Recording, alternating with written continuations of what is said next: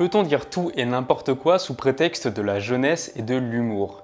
Aujourd'hui, je voudrais réagir à l'actualité car un candidat de l'émission de The Voice, donc l'émission musicale de découverte de talent à l'aveugle, Vivi, a été exclu. Un rappeur à la télé, tu pensais que je pouvais rien prouver. Wow, et c'est le bordel dans ma tête. Je suis arrivé sur scène, un peu de stress, il fallait que je pète tout. Il a été exclu par la production suite à des propos qu'il a dit dans des tweets il y a plusieurs années. Alors aujourd'hui, je ne vais pas débattre de est-ce que ce qu'on a dit il y a plusieurs années doit être condamné ou pas. Je ne suis pas la justice, je n'ai pas la vérité, personne ne détient la vérité absolue. D'ailleurs, la justice elle-même n'est pas preuve de vérité, car finalement, pour être bien défendu, souvent c'est la personne qui a le plus d'argent et non la personne qui a la vérité derrière elle. Et aujourd'hui, ce que je vais faire plutôt, c'est vous présenter des faits et faire en sorte que vous puissiez vous remettre en question grâce à ça. Je vais vous passer à l'écran les tweets que Vivi a écrits il y a plusieurs années quand il avait 17 ans. Et je ne vais pas les lire parce que YouTube va me bloquer, parce que Google va me démonétiser, va pas mettre en avant ma vidéo pour propos choquants. Donc je vais juste vous les afficher. Normalement, ils sont en train d'être affichés maintenant. Et quand on voit ça, la première réaction qu'on peut avoir, c'est il n'y a aucune excuse à ce genre de comportement, ça propage de la haine, ça propage de l'homophobie, ça propage du racisme, il n'y a aucune raison de ne pas condamner ces propos. Maintenant, j'ai envie de vous poser des questions pour que vous puissiez toujours prendre conscience de la réalité et on va prendre conscience ensemble. N'a-t-on jamais, quand on était enfant dans la cour de récré, fait des blagues ou répété des blagues qu'on avait entendues sans forcément en penser le contenu? Je me souviens par exemple quand j'étais enfant d'une blague où il y avait un Français, un Américain et un Arabe dans un avion. Et cette blague était complètement raciste, et même encore à l'heure actuelle, je me rends compte qu'elle est raciste. Pourtant, c'est une blague qui, quand j'étais enfant, me faisait rire. Est-ce que ça veut dire que je suis quelqu'un de raciste? Ou est-ce que le contexte dans lequel j'ai grandi et écouté cette blague m'a permis de la trouver drôle? Je pense qu'il y a beaucoup de choses qui peuvent être choquantes dans ce qu'on dit et ce qu'on fait quand on est enfant. Et on a tous des bêtes noires, on a tous des choses dans nos placards internes, on a tous des valises derrière nous comme des boulets qu'on traîne. Et il faudrait surtout pas que les gens ouvrent ces valises, il faudrait surtout pas que ces dossiers sortent parce que sinon ça pourrait nous mener à notre perte. Il y a quelque chose que j'ai remarqué, c'est que les politiciens sont les premiers qui sont accusés d'avoir dit des choses il y a 10, 15 ou 20 ans. Et moi je me demande vraiment quel est l'intérêt de ramener sur le tapis des choses qu'on a dit il y a 10, 15 ou 20 ans, si ce n'est pour décrédibiliser une personne, quand on parle de la politique par exemple. Car croyez-vous vraiment qu'en 10, 15 ou 20 ans, les personnes n'évoluent pas? Je vais prendre mon exemple personnel. En 2013, je pars en Chine et je suis complètement omnivore. Je mange énormément de viande en Chine, j'insulte les végétariens, les traitant d'idiots, d'incompétents, de personnes qui ne comprennent rien et qui ne connaissent rien à l'alimentation car les protéines sont essentielles. Je les traite vraiment d'ignards et d'idéalistes. En 2014, je suis rentré de Chine, j'ai vu la maltraitance animale en Chine. Ensuite, je découvre des documentaires sur ce qui se passe dans les abattoirs en France. Et en 2014, je deviens végétarien. Plusieurs années s'écoulent dans lesquelles j'essaye tous les ans de convaincre et de convertir les gens autour de moi, de regarder ces images et de prendre conscience de la réalité. Puis en 2017, je deviens vegan, c'est-à-dire que j'arrête complètement de consommer des produits venant des animaux, donc le lait, les œufs, le beurre, le fromage, etc. On est aujourd'hui en 2021, mon discours a complètement changé sur le végétarisme. Je suis passé de quelqu'un qui critiquait et insultait les végétariens à quelqu'un de végétarien et même un cran au-dessus de vegan. Et non, ce n'est pas un repenti. Non, ce n'est pas quelque chose que je fais pour racheter mes fautes. C'est tout simplement que j'ai changé, j'ai évolué dans la vie. Chaque année, chaque jour, chaque instant, nous évoluons. Et finalement, le plus gros frein à l'évolution, c'est notre entourage. Parce que notre entourage nous ramène à ce qu'on était avant. Notre entourage nous ramène à ce qu'il pense connaître de nous. Si nous voulons vraiment évoluer avec des grands bonds en avant, il faut changer.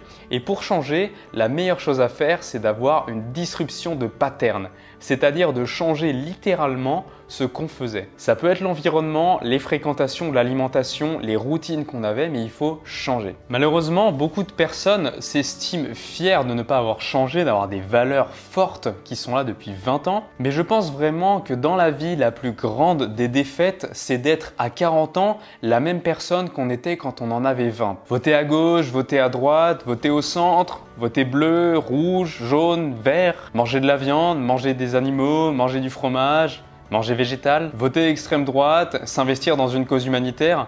Tout peut changer dans la vie. Finalement, notre plus gros conditionnement, c'est notre entourage. C'est de là où on vient. Maintenant, j'ai envie que vous vous posiez une question. Vous pouvez mettre la vidéo en pause pour vous poser cette question-là. Quel est le plus gros changement interne, voire externe, que vous ayez entrepris ou que vous ayez eu dans votre vie, qui vous a fait littéralement changer entre le point A où vous étiez vers le point B où vous êtes maintenant ?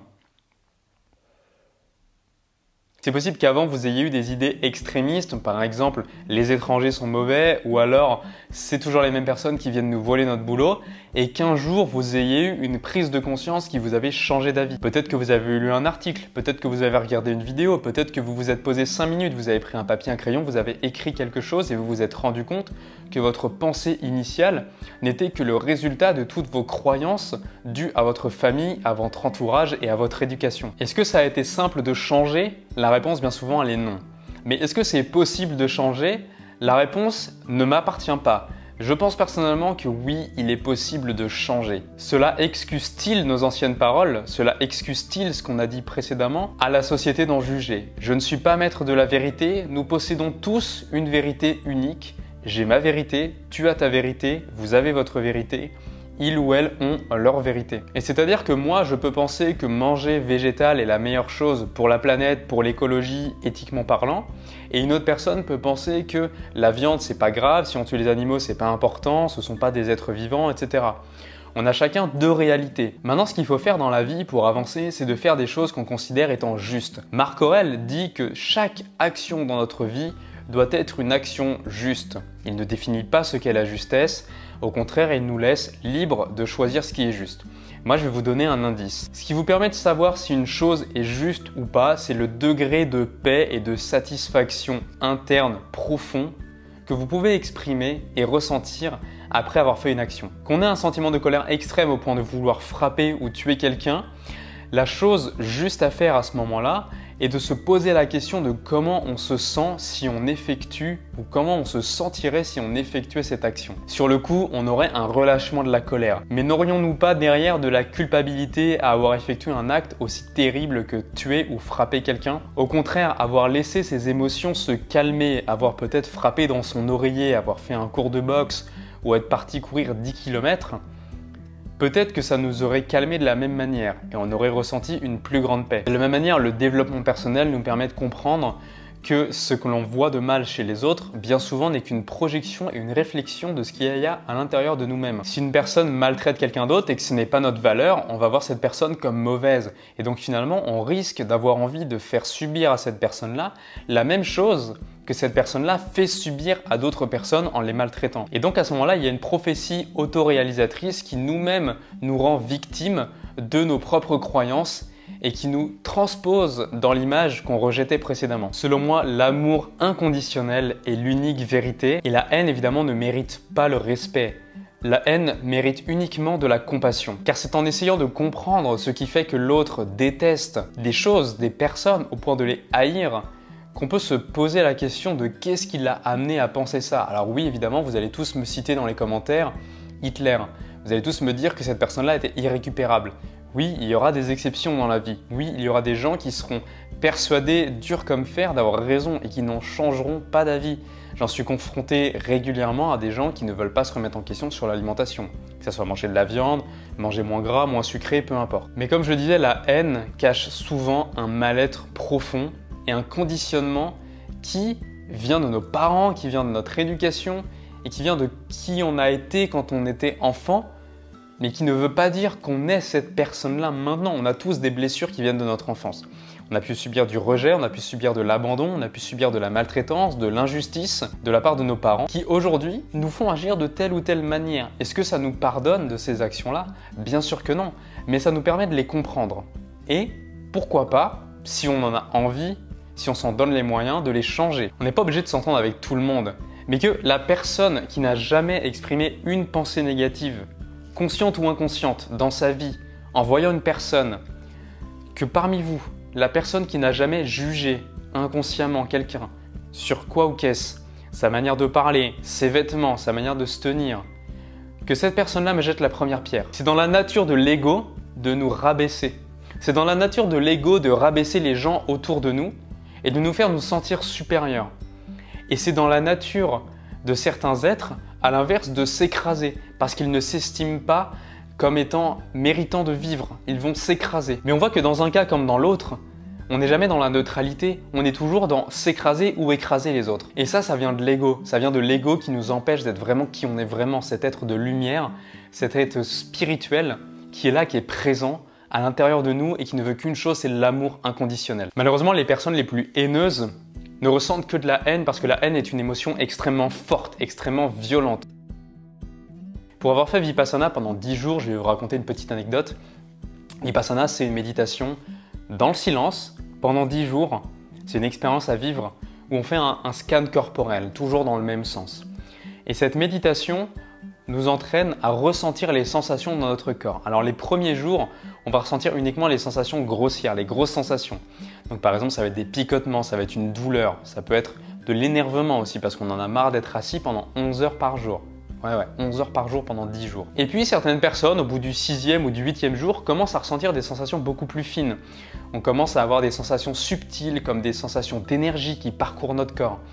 Et ça peut se faire qu'une fois que toutes les grosses sensations ont été ressenties et ont été libérées par l'acceptation de ces sensations. Sauf que la majeure partie d'entre nous, quand on a une sensation qui est terrible, comme de la souffrance, comme de la haine, comme de l'énervement, on va les refouler. Donc finalement, on va les enfouir encore plus plutôt que de les ressentir et de les accepter. Et moi, c'est pendant mes 2 derniers jours de méditation, donc pendant le 8e et le 9e jour, que j'ai commencé à ressentir des picotements vraiment subtils, puis des flux d'énergie à l'intérieur de moi. C'était des sensations absolument incroyables, extraordinaires, que je n'aurais jamais pu ressentir si j'avais pas fait les 8 jours avant, désagréables, de sensations horribles, de picotements, de douleurs, de lassitude, etc. Donc il faut passer par le désagréable, accepter ce changement et ensuite aller vers l'agréable. Vous ne pouvez pas effacer le passé. Mais soyez conscient de là où vous venez et soyez conscient de qui vous voulez être, de là où vous voulez aller. C'est ça le plus important, c'est le chemin sur lequel vous voulez marcher tout le restant de votre vie. Pas le chemin sur lequel vous avez marché. Celui-là, il est derrière vous. Mais le chemin futur, c'est lui le plus important. Peut-être que vous devrez payer pour ce que vous avez fait, peut-être que vous devrez rembourser la société pour le mal que vous avez fait à quelqu'un d'autre ou à la police, à la société tout simplement. Mais ce qui est sûr, c'est que vous devez continuer d'avancer. Et moi, je suis persuadé qu'on peut tous être des meilleures personnes. Et c'est la raison pour laquelle j'accompagne les introvertis qui ont généralement entre 20 et 35 ans, qui veulent transitionner d'une vie qui ne leur convient pas, sans santé, sans vitalité, sans désir de vivre, sans volonté de parler aux autres, vers une vie extraordinaire où chacune de leurs pensées, chacun de leurs actes est bienveillant et les amène vers un haut niveau d'énergie, un haut niveau de rayonnement dans cette planète. Alors si tu te reconnais, tu peux décider d'avancer tout seul, tu peux lire, tu peux prendre le temps, mais tu vas prendre vraiment du temps et ça risque d'être compliqué et peut-être tu arriveras à la fin de ta vie en ayant raté 40 ans où tu aurais pu être toi et faire des choses extraordinaires. Ou alors tu peux prendre un raccourci et tu peux prendre ce que j'appelle un accompagnement au changement. Alors je t'ai mis un lien dans la description, ça donne droit à une place offerte pour un appel de 45 minutes avec moi pour changer ta vie, pour améliorer ta vie et passer à un niveau supérieur dans tous les domaines que je viens de citer. Bien évidemment, c'est sans engagement et cet appel-là t'amènera vers une vie beaucoup plus riche de sens. Dépêche-toi, il n'y a que 50 places de disponibles, donc clique vite sur le lien dans la description. Et si tu décides d'investir en toi, moi je te dis à tout de suite dans cet appel, à tout de suite de l'autre côté. Et pour les autres, on se dit à la prochaine et surtout n'oubliez pas de manger et de vivre en conscience.